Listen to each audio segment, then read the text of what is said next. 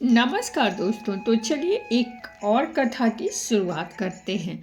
मरने के बाद आत्मा अपना अगला पति या पत्नी कैसे चुनती है। हम सभी ने अपने जीवन में कभी न कभी किसी मंदिर में आंखें बंद करके या आसमान में टूटते हुए तारे को देखकर मन ही मन एक प्रार्थना अवश्य किए होगी। हे भगवान, अगले जन्म में भी मुझे पति या पत्नी के रूप में यही व्यक्ति मिले। हम अक्सर यह कल्पना करते हैं कि मृत्यु के बाद हमारी आत्मा स्वर्ग के किसी सुंदर उपवन में बैठी होगी और भगवान हमसे स्नेहपूर्वक पूछेंगे, बताओ अगले जन्म में तुम किसके साथ अपना जीवन बिताना चाहते हो। हमें ऐसा लगता है कि मृत्यु के पश्चात हमारे पास यह विकल्प होता है।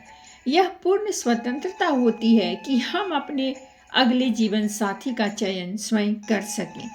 चलचित्रों, उपन्यासों और आधुनिक कथाओं ने हमें अक्सर यह विश्वास दिलाया है कि सच्चे प्रेमी मृत्यु के पश्चात कहीं दिव्य लोक में एक हो जाते हैं और फिर अपनी इच्छा से पृथ्वी पर पुनः जन्म लेकर साथ आ जाते हैं। लेकिन गरुड़ पुराण इस खूबसूरत से दिखने वाले भ्रम को एक ही झटके में चकनाचूर कर देता है। गरुड़ पुराण साफ कहता है कि मरने के बाद आत्मा के पास कोई विकल्प नहीं होता, कोई आज़ादी नहीं होती। स्वर्ग या यमलोक में कोई ऐसा स्वयंवर नहीं होता जहां आप अपना अगला जीवन साथी का चयन कर सकें।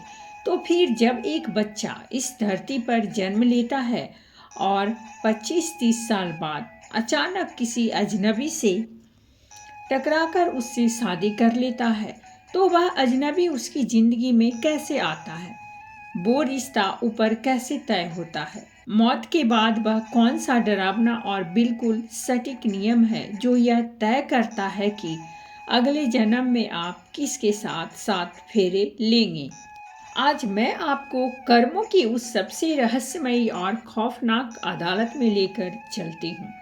आज आपको पता चलेगा कि जिसे आप पहली नज़र का प्यार कहते हैं, वह असल में यमलोक की पुस्तक में लिखा गया एक बहुत ही कड़वा कर्ज होता है। तो शांत होकर बैठ जाइए और अपने मन को स्थिर कर लीजिए, क्योंकि आज आप जिस सत्य को सुनने जा रहे हैं वह केवल एक कहानी नहीं बल्कि एक ऐसा दिव्य रहस्य है जो सदियों से छुपा हुआ है। यह ज्ञान, भक्ति, कर्म और आत्मा के गहरे सत्य से जुड़ा है, जिसे जानने के बाद आपकी सोच ही नहीं बल्कि जीवन को देखने का दृष्टिकोण भी बदल सकता है। जरा सोचिए, जब इंसान की मौत होती है और वह मृत्यु के उस घने अंधेरे महामार्ग से होते हुए यमराज के दरबार में पहुंचता है, वहां कोई उससे उसकी पसंद नहीं पूछता, वहां कोई भावनाओं की कदर नहीं होती। वहां आत्मा बिल्कुल एक मुजरिम की तरह सिर झुकाए खड़ी होती है। चित्रगुप्त उस आत्मा के समस्त कर्मों का पूरा लेखा जोखा प्रस्तुत करते हैं। वह कोई साधारण पुस्तक नहीं बल्कि पूरे ब्रह्मांड का सबसे सटीक और रहस्यमय आंकड़ा भरा है भंडार है, जहां हर कर्म का सूक्ष्म से सूक्ष्म विवरण सुरक्षित रहता है। उस पुस्तक में सिर्फ यह नहीं लिखा होता कि आपने कितने पाप या पुण्य किए हैं। उस पुस्तक में एक बहुत ही खास और डरावना स्तंभ होता है जिसे वासना मोह कहा जाता है, यानी आपकी अधूरी इच्छाएं, किसी व्यक्ति के प्रति आपका गहरा लगाव और आपके कर्मों का कर्ज, ये सभी मिलकर आपके भविष्य को निर्धारित करते हैं। गरुड़ पुराण और कर्म सिद्धांत स्पष्ट रूप से बताते हैं कि आपका अगला जन्म और आपका अगला जीवन साथी केवल दो ही बातों पर निर्भर करता है। पहला, मरते वक्त आपके दिमाग में चल रहा आपका बिल्कुल आखिरी विचार, और दूसरा, किस आत्मा के साथ आपका कितना हिसाब किताब चुकाना बाकी है। इसे एक बहुत ही गहरे और आम उदाहरण से समझते हैं। मान लीजिए एक पति और पत्नी अपनी जिंदगी जी रहे हैं। पति अपनी पत्नी से बहुत प्यार करता है, वो उसके बिना एक पल भी नहीं रह सकता। वह हर वक्त उसी के बारे में सोचता है, उसकी हर छोटी बड़ी ज़रूरत पूरी करता है। अचानक एक दिन उस पति की एक भयानक दुर्घटना में मृत्यु हो जाती है। जब उसके प्राण निकलने लगते हैं, सांसें टूटने लगती हैं और आंखों के सामने अंधकार छाने लगता है, तब उसका मन भगवान का स्मरण करने के स्थान पर अपनी पत्नी के मोह में उलझा रहता है। वह असहनीय पीड़ा के बीच में भी केवल यही सोचता रहता है, मेरे जाने के बाद मेरी पत्नी का क्या होगा। मैं उसे अकेला छोड़कर नहीं जाना चाहता। मैं सदा उसी के साथ रहना चाहता हूँ। और ठीक उसी अंतिम क्षण में उस आत्मा के अगले जन्म का निर्णय सदा के लिए निर्धारित हो जाता है। हमारे शास्त्रों में एक बहुत ही अटल नियम है, अंतमति सुगति, अर्थात मनुष्य जिस भाव विचार या व्यक्ति में अपने अंतिम क्षणों में सबसे अधिक आसक्त होता है, प्राकृतिक उसे उसी दिशा में आगे बढ़ा देती है। अब सुनने में यह बहुत सुखद लगता है कि वह पति अगले जन्म में फिर से एक सुंदर युवक बनकर अपनी पत्नी के पास लौट आएगा और उनकी प्रेम कहानी फिर से आरंभ हो जाएगी। परंतु सत्य उतना सरल नहीं होता जितना वह दिखाई देता है। लेकिन गरुड़ पुराण का सच इतना सीधा और प्रेम से भरा हुआ नहीं है।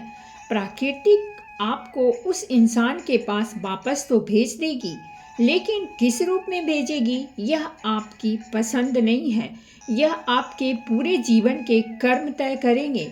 अगर उस पति ने अपनी जिंदगी में पाप किए हैं, बेईमानी की है या सिर्फ उस पत्नी के मोह में फंसकर अपने बूढ़े माता पिता को रुलाया है, किसी गरीब का हक मारा है, तो उसकी आत्मा को मनुष्य का जन्म नहीं मिलेगा, क्योंकि मनुष्य का जन्म सिर्फ और सिर्फ भारी पुण्यों से मिलता है।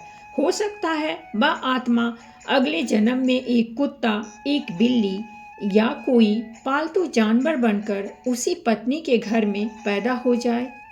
वह पत्नी उस जानवर को बहुत प्यार करेगी, उसे अपने साथ बिस्तर पर सुलाएगी, उसे अपने हाथों से खाना खिलाएगी। वह मोह जो उस पति को वापस खींच लाया था वो पूरा हो जाएगा। आत्मा उसी घर में रहेगी, पर उनका वह 7 जन्मों का इंसानी साथ, वह पति पत्नी का रिश्ता हमेशा हमेशा के लिए राख हो जाएगा।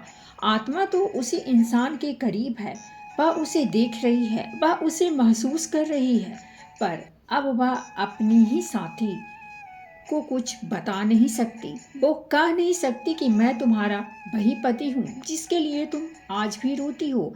यही मोह की सबसे दर्दनाक सजा होती है।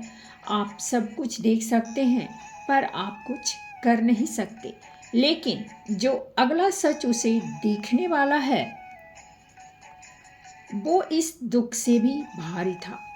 अब इसका दूसरा और सबसे खौफनाक पहलू सुनिए, जिससे जानना हर उस इंसान के लिए बहुत ज़रूरी है जिसकी शादीशुदा ज़िंदगी में रोज़ कलेश होते हैं, जो अपने रिश्ते में घुट घुट कर जी रहे हैं। बहुत से घरों में पति पत्नी एक दूसरे से भयंकर नफरत करते हैं। वो एक दूसरे को गालियाँ देते हैं, बात बात पर ताने मारते हैं, मारते पीटते हैं या सालों साल कोर्ट कचहरी के चक्कर काटते हैं। वह बस दिन रात भगवान से यही मांगते हैं कि किसी तरह इस इंसान से मेरा पीछा छूट जाए। मैं इसकी शक्ल तक देखना नहीं चाहता। पर जब उनमें से किसी एक की मौत होती है तो मरते वक्त उसके दिल में क्या होता है? क्या वह भगवान का नाम ले पाता है? नहीं, उसके दिल में उस इंसान के लिए बहुत गहरी नफरत होती है। वो खून के घूंट पीकर मरता है कि इसने मेरी पूरी जिंदगी बर्बाद कर दी। मैं इसे कभी माफ़ नहीं करूँगा। अगर मेरा बस चलता तो मैं इसे भी अपने साथ ले जाता। आपको शायद अंदाज़ा भी नहीं है कि मरते वक्त की गई वह नफरत, वह अंदर दबा हुआ गुस्सा आपकी आत्मा के लिए कितना बड़ा और मजबूत जाल बन जाता है। गरुड़ पुराण के कर्म सिद्धांत के अनुसार नफरत का चुंबक प्यार के चुंबक से 1000 गुना शक्तिशाली माना जाता है। जब कोई व्यक्ति किसी से अत्यधिक नफरत करते हुए मृत्यु को प्राप्त होता है तो यमलोक का कर्म नियंत्रण तंत्र उस नफरत को एक अधूरे कार्य या लंबित भाव के रूप में दर्ज कर लेता है। नियम यह कहता है कि जब तक यह नफरत और इसका पूरा हिसाब किताब नहीं हो जाता, यानी कि पूर्णतः शून्य नहीं हो जाता, तब तक यह चक्र समाप्त नहीं होता। जब तक दोनों आत्माएं एक दूसरे को पूरी तरह क्षमा नहीं कर देती, तब तक उन्हें जन्म जन्मांतर तक बार बार एक दूसरे के सामने लाया जाता है। और जब अगले जन्म का समय आता है तो यमलोक से उन दोनों आत्माओं को पुनः इस पृथ्वी पर भेज दिया जाता है। वे अलग अलग शहरों में अलग अलग परिवारों में जन्म लेते हैं। उन्हें अपने पिछले जन्म की कोई भी स्मृति नहीं रहती है याद। फिर वे बड़े होते हैं और अपनी अपनी जीवन यात्रा शुरू करते हैं, यानी कि जीने लगते हैं। और एक दिन संजोगवश वे दोनों आमने सामने आ जाते हैं, कभी कॉलेज के कैंटीन में, कभी कार्यालय में, तो कभी किसी विवाह के संबंध में, जिसे लोग पहली नज़र का प्रेम कहते हैं। वह वास्तव में प्रेम नहीं होता। गरुड़ पुराण के अनुसार वह पूर्व जन्मों के अधूरे भावों का परिणाम होता है। वास्तव में यह दो आत्माओं के बीच पिछले जन्मों के अधूरे हिसाब किताब का जागरण होता है। वह पुराना कर ऋण अचानक सक्रिय हो उठता है। आत्मा तो उस पुराने शत्रु को पहचान लेती है, पर मन उसे प्रेम समझ बैठता है। दोनों एक दूसरे के प्रति अत्यधिक आकर्षित हो जाते हैं, मानो पागलों की तरह प्रेम में पड़ गए हों। वे संसार से संघर्ष करते हुए अपने परिवारों के विरोध के बावजूद विवाह कर लेते हैं। प्रारंभ के कुछ महीने या वर्ष सब कुछ एक सुंदर स्वप्न जैसा प्रतीत होता है। वे एक दूसरे के बिना एक पल भी नहीं रह पाते, किंतु जैसे ही उस प्रेम का मोह घटने लगता है और वे पुनः उसी पुराने कर्म ऋण के प्रभाव में आते हैं, वैसे ही उनके भीतर छिपा वह पुराना बैर फिर से जागृत हो उठता है। फिर वही क्लेश आरंभ होता है, वही कलह, वही मारपीट, वही नफरत और वही आंसुओं का सिलसिला जो पिछले जन्म में अधूरा रह गया था। वही व्यक्ति इस जन्म में आपको इतनी पीड़ा देता है कि आप भीतर से टूट जाते हैं। आप रातों को जाग कर रोते हैं और सोचते हैं, आखिर मैंने इसका क्या बिगाड़ा है? मैं तो इससे इतना प्रेम करता था, इसके लिए अपना सब कुछ त्याग दिया, फिर यह मेरे साथ ऐसा व्यवहार क्यों कर रहा है? सत्य यह है कि आपने इस जन्म में उसका कुछ भी अहित नहीं किया है। आप तो केवल पिछले जन्म की नफरत और उस छल का भारी मूल्य चुका रहे हैं। यमराज के दरबार में स्थित चित्रगुप्त कभी कोई भूल नहीं करते। आपकी जीवन यात्रा में आने वाला जीवन साथी, चाहे वह आपको सुख दे या पीड़ा, कोई संजोग नहीं होता। वह आपके ही लिखी हुई कथा का वह पृष्ठ है जिसे आप स्वयं भूल चुके हैं। प्रकृति कभी भी किसी निर्दोष को दंड नहीं देती। वह केवल आपके पूर्व कर्मों का लेखा जोखा संतुलित करती है। परंतु अब जो सत्य कहा जा रहा है वह इससे भी अधिक कठोर है और आज के समाज में तीव्र गति से फैल रहा है। जब कोई पति अपनी पत्नी को या पत्नी अपने पति को किसी तीसरे व्यक्ति के लिए धोखा देती है, तब उसका परिणाम अत्यंत गंभीर होता है। आज के आधुनिक समय में अवैध संबंध बनाना, किसी अन्य के साथ शारीरिक संबंध स्थापित करना तथा अनजान लोगों से मिलना, इन सब को सामान्य मान लिया गया है। लोगों को लगता है कि यदि उनके जीवन साथी को इसका पता नहीं चलता, यदि उसका रहस्य छिपा रहा तो कोई पाप नहीं हुआ। किंतु ईश्वर की व्यवस्था में कुछ भी छिपा नहीं रहता। वहाँ सब कुछ स्पष्ट रूप से देखा और माना जाता है, यानी कि जाना जाता है। गरुड़ पुराण स्पष्ट कहता है कि जो व्यक्ति विवाह के पवित्र बंधन को तोड़कर वासना से वशीभूत होकर किसी पराई स्त्री या पुरुष के पास जाता है, वह अपने लिए ऐसे भयानक परिणामों का निर्माण करता है जिनकी कल्पना भी नहीं की जा सकती। विवाह केवल एक औपचारिक बंधन नहीं है, यह अग्निदेव को साक्षी मानकर किया गया एक पवित्र आध्यात्मिक संकल्प है। जब कोई इसे तोड़ता है तो वह केवल एक व्यक्ति का हृदय ही नहीं तोड़ता, बल्कि समस्त सृष्टि के ऊर्जा संतुलन को भी विचलित कर देता है। मृत्यु के पश्चात ऐसी आत्माओं को विवश किया जाता है। वह आत्मा पीड़ा से चित्कार करती है, तड़पती है, किंतु यमदूत उसे तब तक नहीं छोड़ते जब तक उसके पापों का पूरा प्रायश्चित नहीं हो जाता।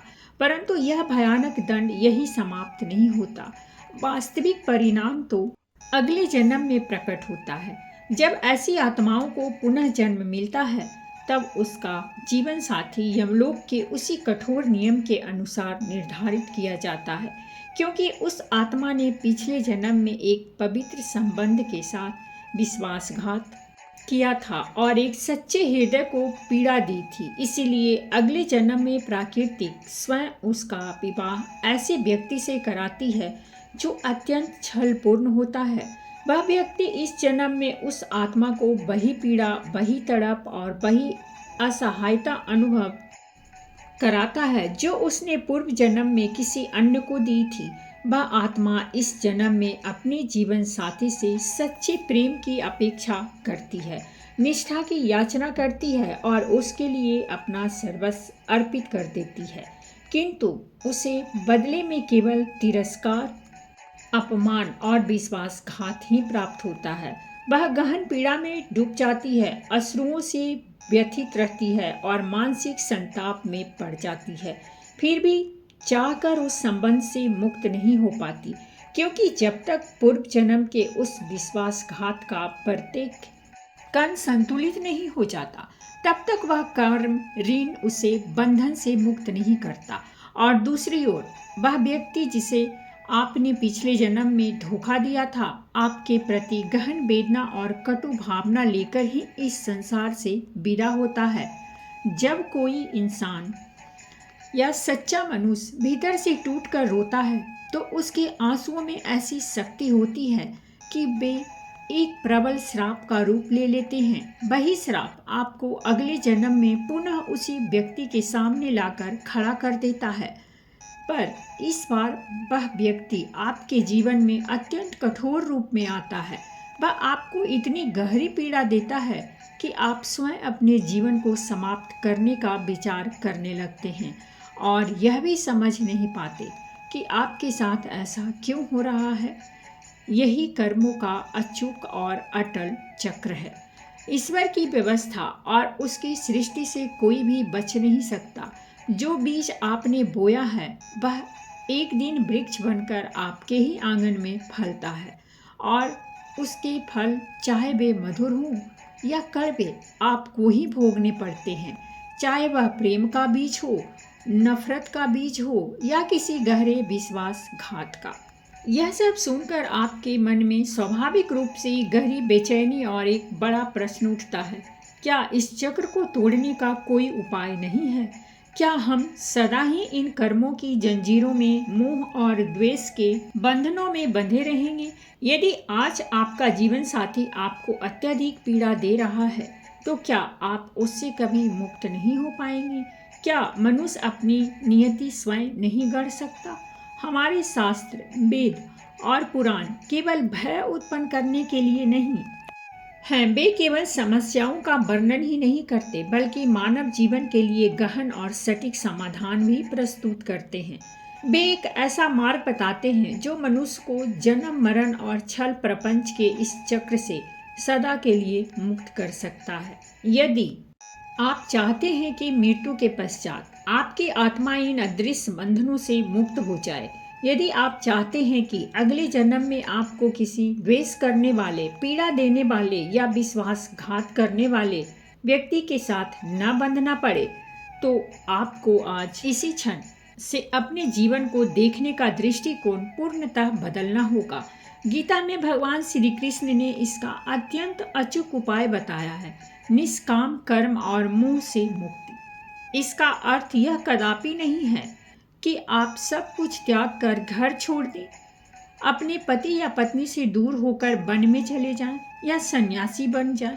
भगवत गीता पलायन को कायरता मानती है। इसका वास्तविक अर्थ यह है कि आप अपने वैवाहिक जीवन और अपने संबंधों को अधिकार भाव से नहीं, बल्कि एक पवित्र कर्तव्य के रूप में निभाएं। यदि आपका जीवन साथी अत्यंत उत्तम है, आपसे स्नेह करता है और हर कदम पर आपका साथ देता है, तो उसका हृदय से सम्मान करें, उसकी प्रत्येक प्रसन्नता का ध्यान रखें और उसके साथ एक संतुलित तथा सुखमय जीवन व्यतीत करें। परंतु एक बात सदा स्मरण रखें, उसे अपना सर्वस्व या ईश्वर न बना लें, न ही उसे अपने जीवन का केंद्र बना दें। यह सत्य हर श्वास के साथ स्मरण रखें कि वह आपका सहचर है, आपकी संपत्ति नहीं।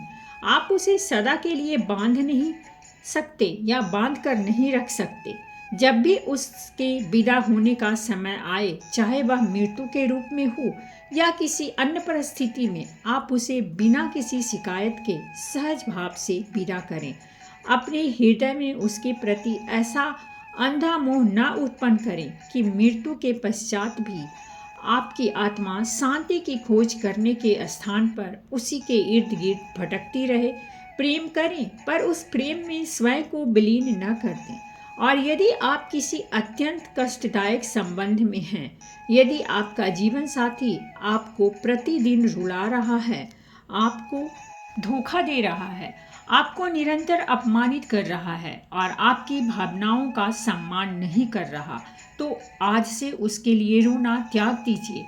अपने भीतर की उस द्वेष और कड़वाहट को एक गहरी सांस के साथ बाहर निकाल दीजिए। मैं जानती हूँ कि यह कहना सरल प्रतीत होता है, परंतु वास्तविक जीवन में इसे करना अत्यंत कठिन है। जब कोई अपना, जिस पर हमने सबसे अधिक विश्वास किया हो, हमें धोखा देता है, तो मन में तीव्र आक्रोश उत्पन्न होता है। ऐसा लगता है कि उससे प्रतिशोध लिया जाए, उसे भी वही पीड़ा दी जाए। परंतु थोड़ी शांति से एकांत में बैठकर विचार कीजिए। यदि आप उस द्वेष को अपने हृदय में संजो कर रखेंगे, यदि आप उसे दिन रात अपशब्द कहेंगे और प्रतिशोध की योजनाएं बनाते रहेंगे, तो वास्तव में आप क्या कर रहे हैं? आप वास्तव में अपना ही अहित कर रहे हैं। आप अनजाने में अपने ही हाथों से अगले जन्म के लिए उसी व्यक्ति के साथ एक और भी अधिक भयावह बंधन स्थापित कर रहे हैं। आप अपनी आत्मा को उस अशुद्ध आत्मा या व्यक्ति के साथ एक ऐसे अदृश्य सूत्र में बांध रहे हैं जो मृत्यु के पश्चात भी नहीं टूटेगा। अपने हृदय पर हाथ रखकर स्वयं से पूछिए, क्या आप सच में अगले जन्म में फिर से उसी व्यक्ति का सामना करना चाहते हैं? यदि नहीं, यदि आप वास्तव में उससे सदा के लिए मुक्त होना चाहते हैं, तो उसे अपने मन से आज ही मुक्त कर दीजिए, उसे क्षमा कर दीजिए। यह क्षमा उसके लिए नहीं, बल्कि आपकी अपनी आत्मा की शांति के लिए है। स्वयं से कहिए, यह व्यक्ति मेरे पूर्व जन्म का कोई भारी ऋण था जिसे मैं आज चुका रहा हूँ। हे ईश्वर, तूने मुझे जो भी दंड दिया, मैंने उसे बिना किसी शिकायत के स्वीकार किया। अब मेरा यह ऋण पूर्ण हुआ और इस क्षण से मैं अपने मन में इस व्यक्ति के प्रति कोई द्वेष या क्रोध नहीं रखूँगा और यह हिसाब यही समाप्त हुआ।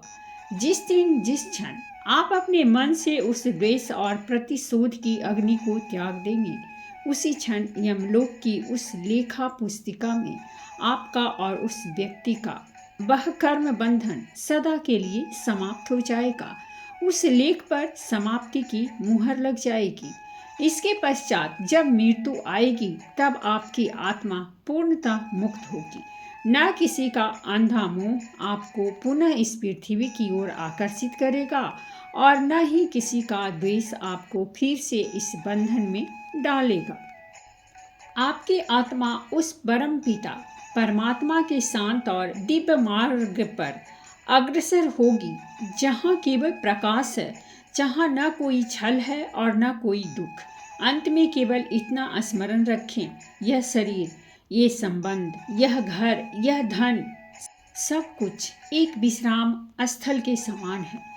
हम सब यहाँ केवल कुछ समय के लिए अपने अपने कर्तव्यों का निर्वाह करने आए हैं।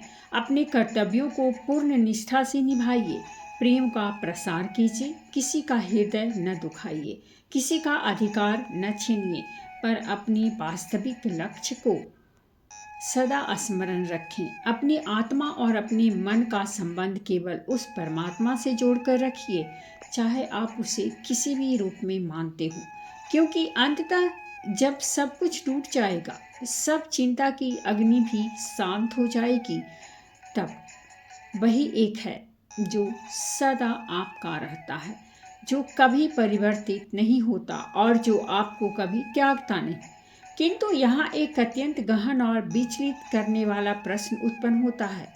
हम जानते हैं कि विवाह, प्रेम और द्वेष मनुष्यों को एक दूसरे से बांधते हैं और उनके आगामी जन्मों को प्रभावित करते हैं, परंतु उन आत्माओं का क्या होता है जो कभी विवाह ही नहीं करती, जो संपूर्ण जीवन एकाकी रहती हैं, अथवा वे निष्पाप शिशु जो जन्म लेने से पूर्व ही गर्भ में ही प्राण त्याग देते हैं, जिन्हें संसार देखने का अवसर ही नहीं प्राप्त होता है, यह जन्म लेते ही किसी रोग के कारण मृत्यु को प्राप्त हो जाते हैं।